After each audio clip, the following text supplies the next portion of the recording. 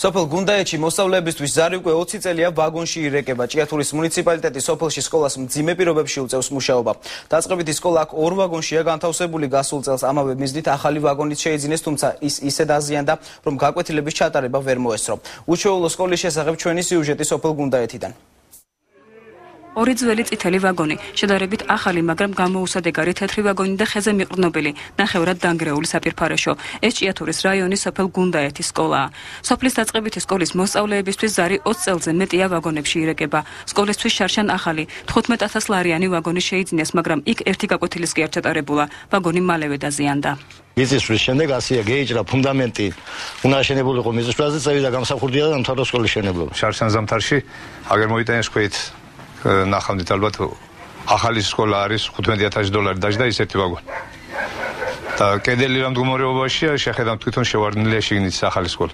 გუნდაეთში 200-ზე მეტი ოჯახი ცხოვრობს. ცუდი სასწავლო პირობების გამო მშობლების უმრავლესობა ცდილობს ბავშვები სხვა სკოლებში წაიყვანოს. იმას იმიზეზებდნენ რომ არ აშენებდნენ, ბავშვები არ არის. სოფელში ბავშვები არ არის. ბავშვი როგორ იქნება აქ როგორ უნდა ისწავლოს ადამიანი, ვისაც საშუალება აქვს ყველა მის რო ხელში. ორი თვის წინ სოფელ ხრეჩის სტუმრად მყოფმა პრეზიდენტმა ადგილობრივ დაწყებით სკოლაში მინისტრებიც მიიყვანა და სკოლის მდგომარეობის გამო მათ მკაცრად უსაყვედურა. არც საბჭოთა ხელისუფლების შეცვალათ, არც ვარდების რევოლუცია, არც არაფერი, აი როგორც იყო ეს და